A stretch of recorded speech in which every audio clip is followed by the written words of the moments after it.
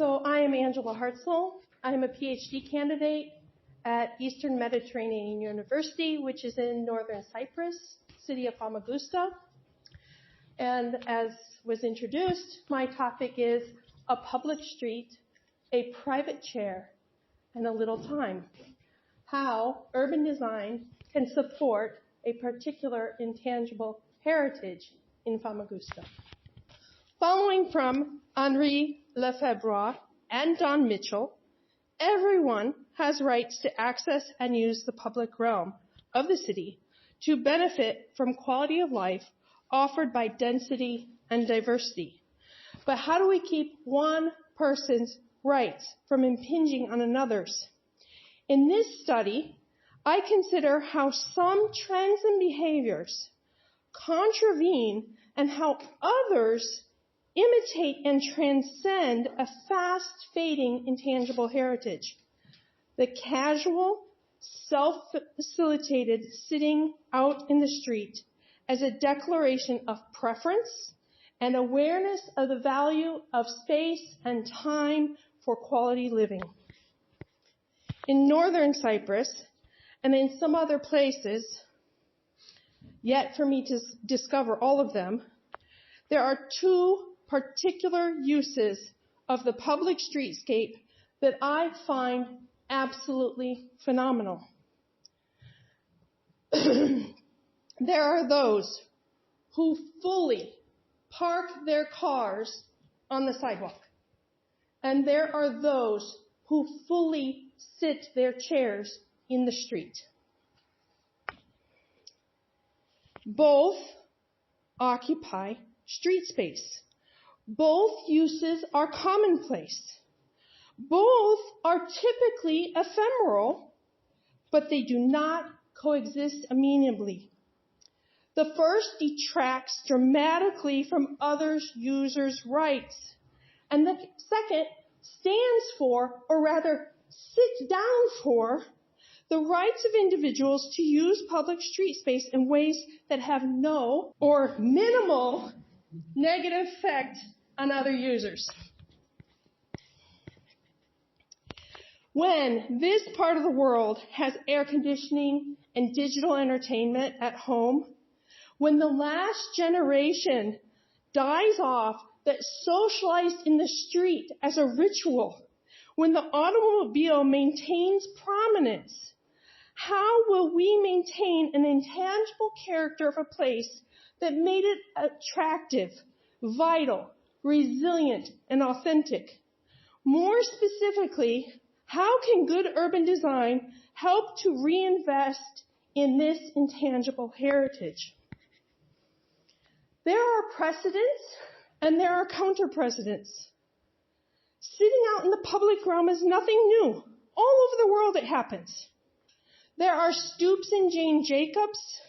There's plaza sitting and building perches in William H. White.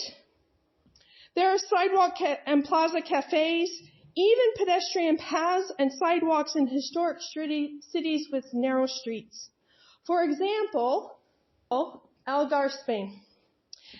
It has placed a bid in UNESCO for recognition of their Charles al fresco, sitting out in the public realm. On the other hand, according to Bassem Hakim and Ali Mahdi Ampour, sorry for that, especially in cities with traditional Islamic organization, it would be exceptional to find people sitting in semi-public residential alleys. Rather, women will go into the privacy of the home and men will go to the public cafe. In Famagusta Central Square, it has transitioned from a place where the tea houses competed for chair space in the plaza to what we saw in Erbil, where squares have been turned into parking lots. And now to a place for casual people watching and community gatherings for both locals and outsiders. According to Henri Lefebvre, Don Mitchell, Appleyard, Jane Jacobs, and others, all users should access and have comfort using the city. Pictured, we see a pedestrian walking on the sidewalk. We see a bicyclist comfortably transiting down the middle of the traffic lane. We see an opportunity for cars to transit, but slowed by a speed bump. We see bollards along the street that prevent people from parking on the sidewalk, which is so commonplace. We see cafe seating outside of a church that now has a cafe to keep that use alive, right? And we have lighting that makes it feel comfortable even at night. So, descending from the right to the city, as we've discussed, are the values and benefits accorded by good urban design. Again, according to Jacobs, streets should be lively with diversity of 24/7 eyes on the street. And for Oscar Newman, he asserted that the public space design should be defensible, or people won't feel prideful to use it and protect it. And finally, for Hannah Arendt, public space use also reflects the needs of people to be present in society.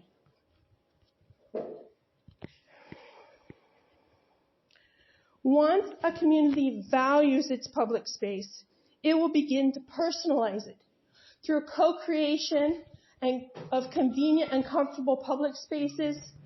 They have the opportunity to use movable furniture and to suit the climate and their comfort levels with that flexibility. Again, according to William H. White, public space use reflects individual preferences through placement, especially of the movable furniture.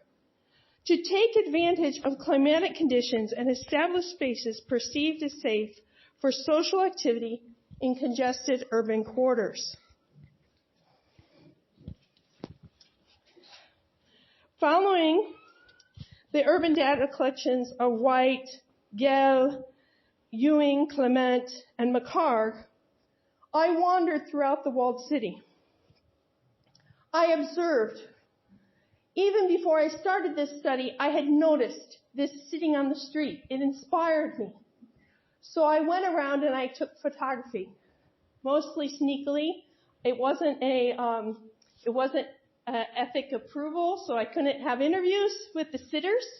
But I did this as a person living in the walled city, so it was comfortable for me to go around and do the photography, and then I did the mapping, and you see there's a variety of locations. The case itself, the city of Famagusta, is a historic walled city, as I mentioned. It has a Mediterranean climate, which means very hot, humid summers and rather mild winters.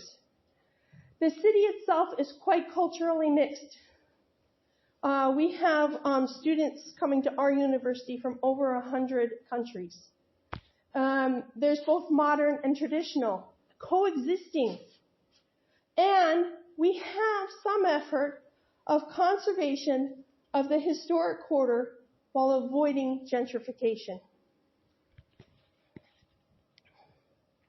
For the case of Famagusta, when we combine altogether this seasonal climate, the integration of modern cultural trends, awareness of seasons and urban routines, proximity to opportune urban space, convenience of mobile furniture, personal will and self-expression, we may find remnants of intangible heritage, but this could be further supported by good urban design. Thank you. In conclusion, there is a desire for more places for informal sitting in the public streetscape. By example, there is also plenty of lost space in this city that we could utilize in a better way. We also have a need with the local climate, with climate change and sustainable energy use to do good urban design that has a positive influence on these. Good urban design should include replacement of asphalt streets with permeable and non-permeable pavers, definition of sidewalks and delineated shared space with textured pavers, broader pedways and bump outs along the streets that set aside space for people and slow the traffic, incorporation of shade trees and arbors to reduce the heat island effect and make comfortable oases for socialization, better distribution of foot lighting and dark sky lighting techniques that preserve what we have now, which is that we can see the starry sky and you walk outside the city walls and you can't see the stars anymore. Also, peripheral parking, where people are encouraged to walk into the city center and enjoy all that it has to offer along the way. Future research on this topic may include understanding the association of street sitting with certain building typologies, like the fact that we have lots of courtyard housing, and how are people using those courtyards. Also, studying the association of sitting in more diverse seasons. I only started collecting this data in October, so mostly it's been the cooler season of the year and not the hottest part of the year. Interviews with the sitters, with ethical approval for starting those interviews. Demographic analysis, and duplication of this study in other cities to see how it's happening there. Moreover, a municipally funded and university-supported inventory of all types of seating and shade study could have a dramatic influence on future development and conservation works. I believe that creating places where people can and will want to linger in the walled city of Famagusta would be a genuine first step toward restoring the vitality that has long been sought. Thank you very much.